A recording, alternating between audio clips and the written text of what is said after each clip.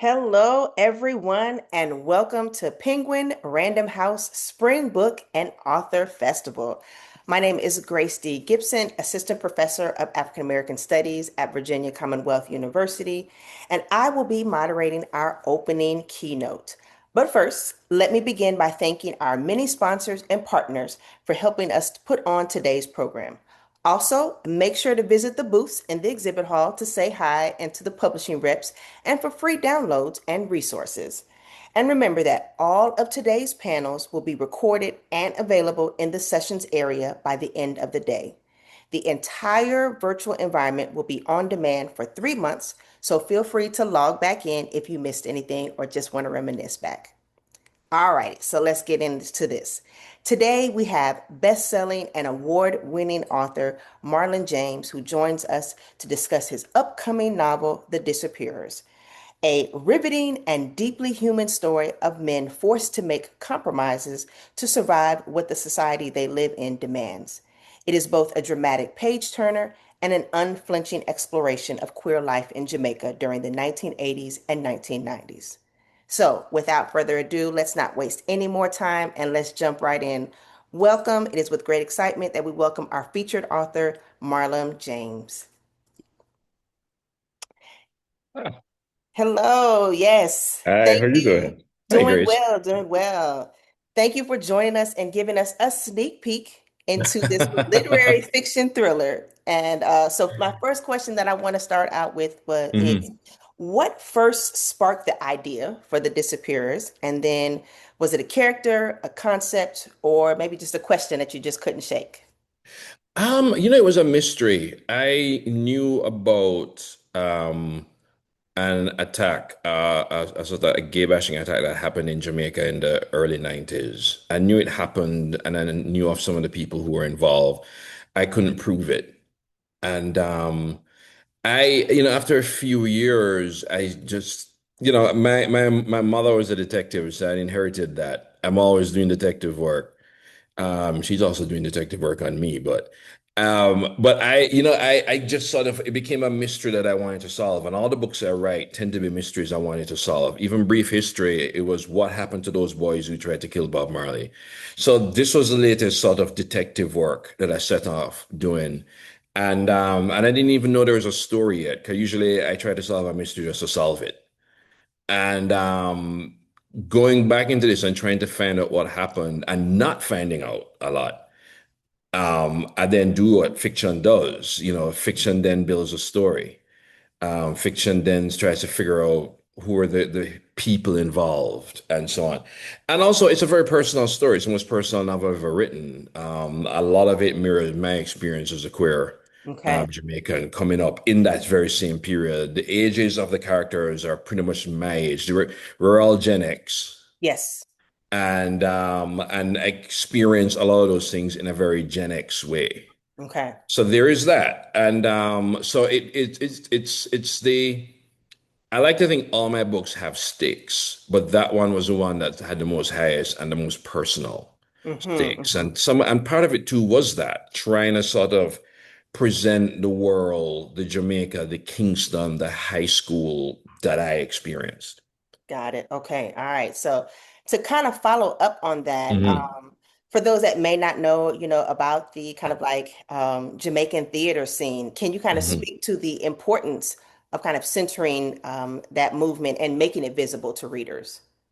Yeah, the Jamaican theater scene goes back centuries.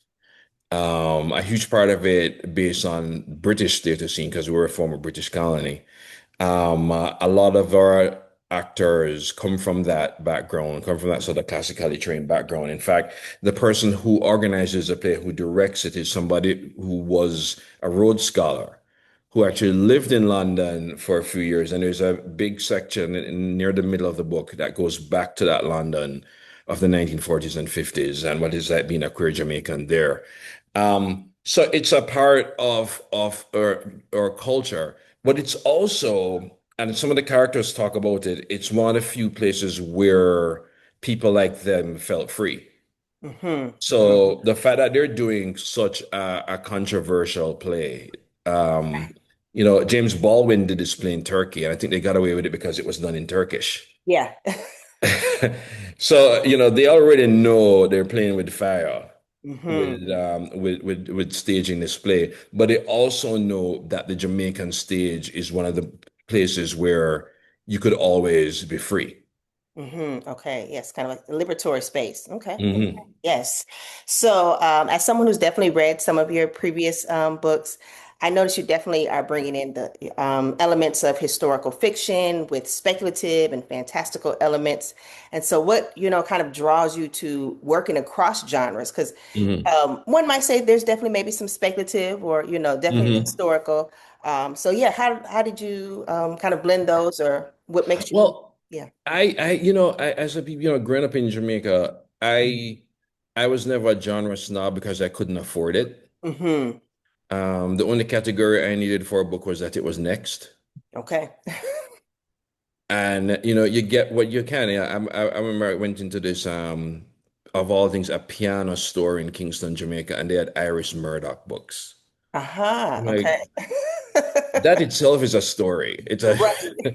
yeah, I became a Gabriel Garcia Marquez fan because I was at college and the class before me was Spanish lit, and you're Hmm. not supposed to be reading books in English. So this person was clearly cheating. So I actually Ah. did a good thing that day by stealing that book. Hmm. I'm like, no, I put that person on the straight and narrow, I like to think, by stealing Yes. that book. Plus, the book changed my life.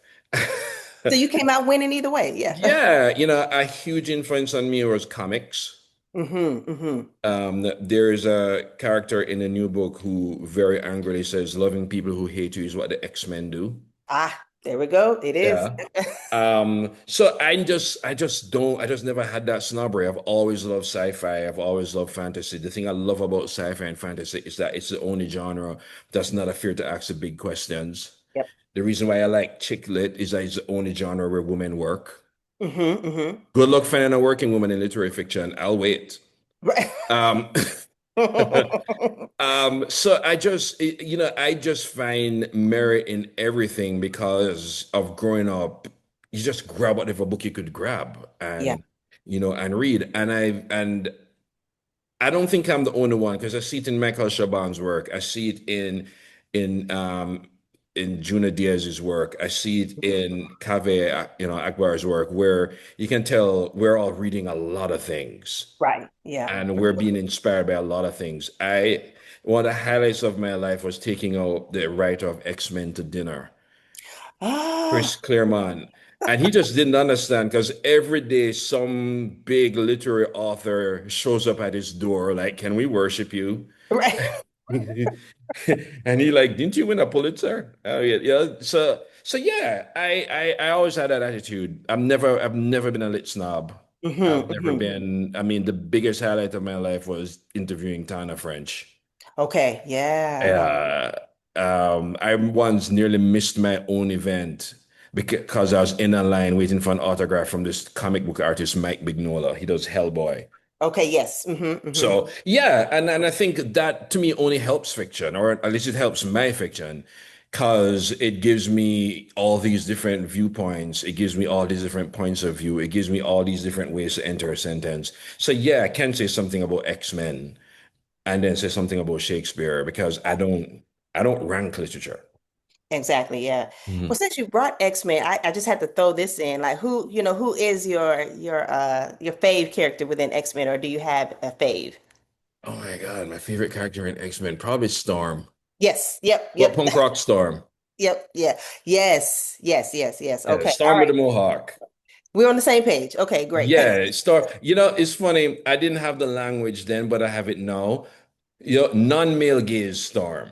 I'm Okay. gonna wear punk stuff. I'm not gonna look cute. No, Yep. not gonna be your Earth mother today.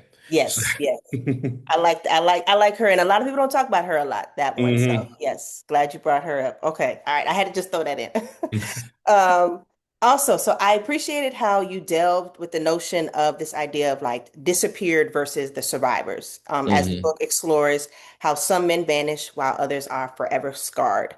So how did hmm you approach kind of writing different languages of trauma, for hmm the survivors? Very carefully because I do read about trauma quite a bit, and but I really try to make sure trauma is not the plot, Hmm. largely because every survivor I know of trauma is first and foremost a survivor. Right. And you know, I wrote a novel about slavery, and people were surprised that there were parts that were funny. I'm Mm-hmm. like, I mean, if black people don't have humor, what we got? Yeah. So you know, and I have to remember that even when their lives are defined by that trauma to an extent, there is still more to that. So Hmm. it is hard. It's because I tend to write in first person, so I have to embody the people Right. I'm writing, and sometimes I really have to stop and turn myself back into like a journalist and Okay. say, I'm just here to get the story. I'm just here to get the story. Hmm. But it does hurt. It does come with a cost. And to do, I think to do any kind of art will cost you. Right. Right. Absolutely. Um, and so yeah, it's dealing with it. I mean, anybody who reads my work knows I'm very unflinching Hmm. when it comes to that sort of stuff. Somebody once said to me, you know, they can't bear reading a book about slavery. I go, I hear you, but you know what's worse? Being an actual slave. So Yeah. How about yeah. that? So the great thing about literature is that we get to bear witness to a bunch of things, and we're still doing it vicariously. If you're moved, if you're horrified, if you're scarred, then art is doing its work. Hmm. Hmm. If you're indifferent, then art failed. Right. But if we're, you know, some people ask me, is it okay to hate a character in my book? I'm like, oh my God, yes. I hate a lot of them. You encourage it. You encourage Some of it. these characters I would never have in my house. But then that's it though. That's the you know, I tell people hating a character is a perfectly legit response. Hmm. Hmm. It's when you don't care, that's when I'm worried. Right. Right. Absolutely. Um, so yeah, you have to be humane. You have to respect that these are people you're talking about.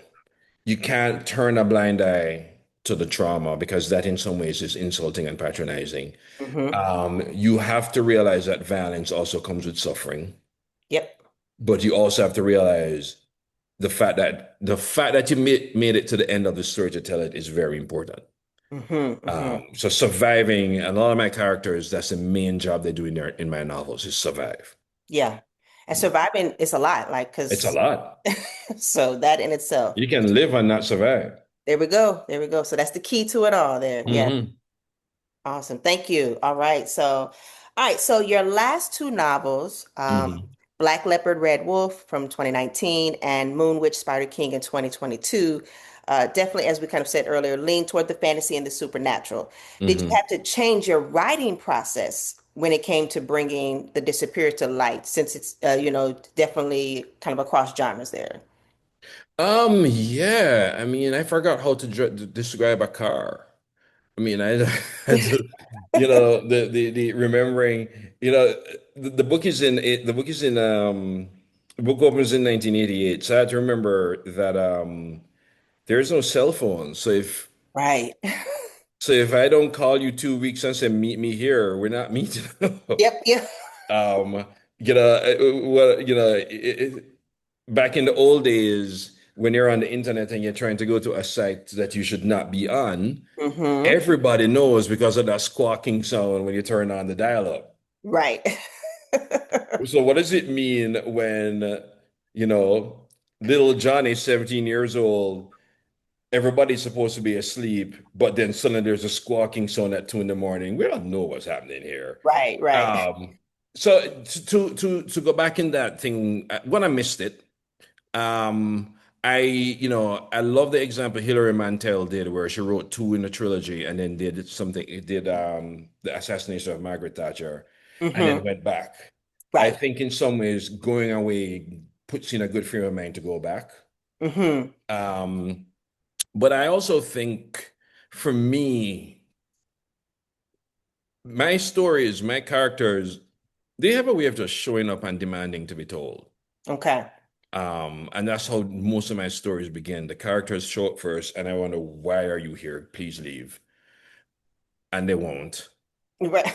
until I write a story. Yes. And I will spend anywhere from 20 to 200 pages just figuring out what the story is. Wow. Okay. I remember with Black Leopard, I wrote 50 pages and I was so happy because the pages were worthless. And I'm like, but I said, oh, no, I know what I want to write. Okay. It Okay. took So me you had to 50 kind of get pages, it but out no. before Oh, you get to I've been worse. I've written 500 pages. the. And I went, yeah, that's not it. Okay. You I kind of just have to have some accept, you know what? stamina there. You know what? I keep praying I'll become a more efficient writer. It's just not happening. It's not working. I still have to be trial and error to find a story. I still have to try on every character. I still have to try everything. I've with Book of Night, when my second novel, I started in a period that was, let me tell you, 45 years before it was actually set. So I had to Yes. go through 45 years of going, oh crap, it's not 1838, it's 1789. But I had to Mm-hmm. write, to get there. It's just how it is for me. I mean, I keep praying to be a more efficient writer. It's just not happening. Well, maybe that's just supposed to be how the process goes for you. Maybe like that's the Yeah, that, but how that about 10 pages okay. before? Find a happy medium there. Yes. Hmm. Okay. Yes. All right. So how about we engage with this idea of ends versus stops? And so Right. do you have, or how are you defining the distinction between kind of like that with the ending of the novel? Um, I struggle with ending novels. Because I keep reading these, like, I mean, I already quoted James Joyce's The Dead in this chat. Mm-hmm. Because I think that's such a perfect paragraph. I think it may be the most perfect paragraph ever written. And I keep going, I can't do that. I don't know how to end a book. I just stop them. Yes. Okay. And I think most of my books, they don't end and they just stop. Mm-hmm. Mm-hmm. Because I write, I think I write until I run out of story. Ah, okay. Okay. That's what people ask me if I'd ever revisit a character. I'm like, I can only think of one character I've ever written that I'd revisit.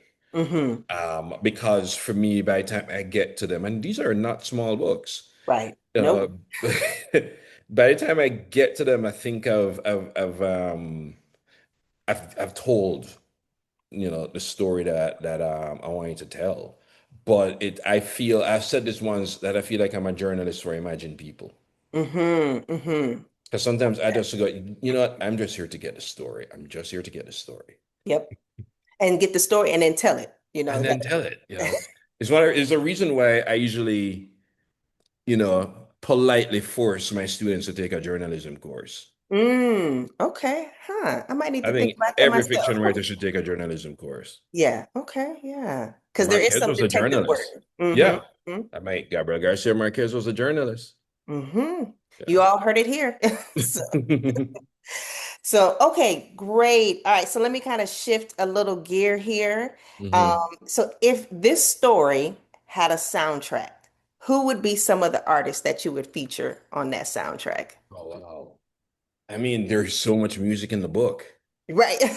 There is, it's the 80s. So it's when foreign music, American culture in particular, became a regular thing instead of just something that was occasional because we had TV and everybody knew somebody who knew somebody who had cable TV. Right. Um, it's dancehall was getting more computerized, hip hop was on the rise. So it's everybody from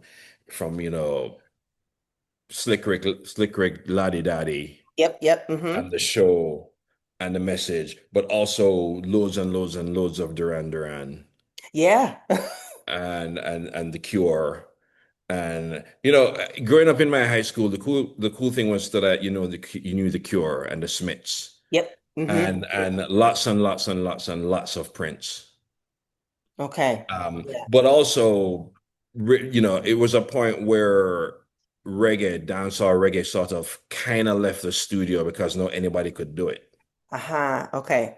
All right. So it's your Casio keyboard and you press two things and suddenly you have slanting rhythm Mm-hmm. Mm-hmm. and this sense of anything could happen. Right. So Okay. there would be lots of, tenor saw and Michigan and Smiley and shabarangs Yes, yes. and Okay. all of that, and also a lot of as I say, there's a part in the book where everybody realized just got paid by Johnny Kemp is playing. Classic song, classic song. Yeah, yeah. This person is at a club and he refuses to play house music, so he's only playing Latin freestyle. Oh, So it's all tailored in, tell it to my heart. yes. It's like, you know, Wow. I said this at a conference. I was like, listen, this is the people who this book is for. Everybody here who knows what happens at 2 minutes and 48 seconds into Phil Collins in the air tonight. All right. Yes. Another one. If you know that, it's your book. It's So, it. Make sure you all get that. Like, yes, yes. Okay. Awesome. All right. Um, so I kind of mentioned to this, brought this up in the green room, bring it up mhm, here again. So as I mentioned, Get Millie Black, awesome mhm, TV series that you created and wrote that premiered on HBO, mhm, which definitely centers on societal tensions within Jamaica's underbelly. mhm. And so do you maybe foresee, or would you like to see the possibility of the disappears to translate either to the big screen or maybe a comic graphic novel per se? Or maybe stage, actually. Okay, yes, It's, yes. a lot of people don't know that the first things I used to write was plays. Okay. My first Mhm. paycheck came from writing a radio play that had to air every morning at 8:15. So I had to have a script ready by around 2 p.m. the previous day. That was my first Yeah. job, writing Learning plays. something new. I Okay. mean, it's one reason why I love dialogue and why most of my novels is somebody telling you a story. Yes. Okay. With this one, this not is sort of back in the style of brief history where it's a lot of people Mm-hmm. telling a story. And I mean, I'm not the biggest fan of books where as you read them you can see the screenplay Okay. Mm-hmm. because there's some books that are written that way. I'm not Right. naming any names, but y'all know who you are. The Um, shade. but at the same time, I am hugely influenced by cinema and Okay. I'm hugely influenced by TV. Mm-hmm. I was who was I talking to yesterday about Buffy the Vampire Slayer, which is like my favorite TV show of all time. And one of the few shows where I went, I wish I wrote that. Yeah. Okay. Mm-hmm. There aren't a lot. The other ones maybe 6 Feet Under and Happy Valley. Yeah. Mm-hmm. Mm-hmm. Um, and no surprise, one of my characters in the novel works at a morgue. Look it. It was just bound to have to, Somebody find in its my way book, there. somebody in Mm-hmm. my book is some sort of detective. I Yeah. don't stray too far with my stories. You're not. No, Yeah. not at all. So, all right.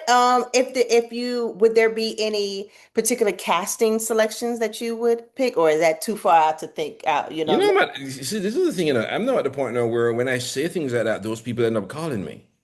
So maybe we should hold tight. You We'll know, hold you tight. know, I We'll go hold there and go, I've been thinking of a Michael Jordan, not the one with a middle initial. tight. Then I guess somebody blow up my phone. I'm like, oh Lord. I Yes, yes. remember once when it came out when I said Black Leopard is like a African Game of Thrones. Next thing you know, there's George R. R. Martin called him and said, I hear you writing an African version of my book. Uh, I'm like, George, like, no. wait. But does this mean you're gonna blurb it? Right. Because we can make something work here. Which he So, didn't, but it's mhm. fine. Yes. Fine. We had a great talk together. We had a great convo event together, so it was cool. Okay. Um, but yeah, I mean, of course, I'm like every other nerd. Of course I already have the cast figured out. Mm-hmm. I'm like, yeah, we can bring that guy from Hill Street Blues, Michael Warren, out of retirement. He'd be perfect. Ah, Here's a Jesse Williams role. Here's a yeah. Okay. um I see where this is going. well also because when I think this goes for any author, when you write the characters do become people. Right. Mm-hmm. And people start to do things that you don't count on, like surprise you and disappoint you. Mm-hmm. Mm-hmm. And I certainly have to allow for my characters to do that. I'm like, I'm disappointed in my characters all the time. Mm-hmm. I'm like, I wish they were better people. Yeah, yeah. But maybe you had to show that so that we could see how they could be better people or like be able to acknowledge that. So, Yeah, I think characters you have to believe that they can change. They may not, hmm. or they may change for the worse. Right. Okay. But I think you have to believe that the characters are capable of change. I think the characters in this book learn a lot. Hmm. I think they learn a lot the hard way. Okay. I think for some people it makes them better. I think for some people it makes them quote unquote worse. Okay. Hmm. But I hope I tried, and I hope people realize at the end of this book, nobody is the same as the way they entered the book. Yeah, not at all. Yeah. And you're hearing it from me, someone who read, like, nope, not at all. Nope. So, well, in addition to this book, because we're already Mhm. telling people you've got to get this book, where else, if someone is new to your work, where should they start? What book should they pick up, to Oh read Lord, first? I've written so many now.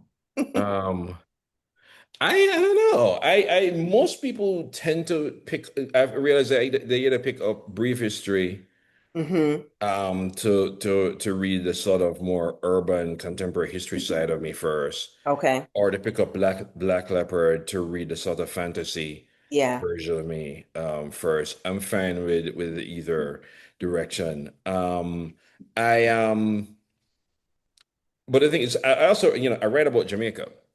exactly. Yeah. And I want people to read a book where they see it, smell it, hear it, touch it, Hmm. dance to it. And in a lot of ways, that is brief history. Yeah, for sure. It's not brief, but but and also it's these novels, the Jamaican novels, are very personal, not just because I'm Jamaican, but because a lot of them are inspired by things I know, heard about, saw. There is a ghost at the beginning of Brief History who ends up narrating a lot of it, and that ghost is actually based on a real person. Okay. And Hmm.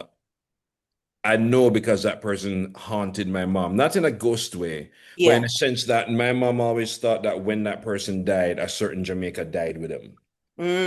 Wow. Okay. And I was always haunted by her being haunted by that. Hmm. Hmm. So, I say even when I'm not being magical, all my books are haunted. Right. Okay. All right. Ooh, well, there's a lot, and there's been a lot that's been in the chat as far as recommendations. So, and everything that you have given to us, all of these nuggets. Thank you so Thank much you. for it. And so, as we bring this to a close, like I just want to thank you, Marlon, for first like just igniting another excitement Oh, in your thank you. work. And I'm really hoping that everybody, like I said, September 6th. So mark your calendars for the Disappears coming out. Want to thank all of the librarians and educators for joining us today. And any Librarians need last, to invite me back to the ALA conference. They haven't invited me in years. I'm just putting that out. so it's out there also. It's on the record, y'all. I'm just putting it out there. ALA, you know where I We'll make sure to get that, it's going to be recorded. It's going to be at least for 3 months. am. So, um, so yes, any closing thoughts that you would like to share with those that are here today?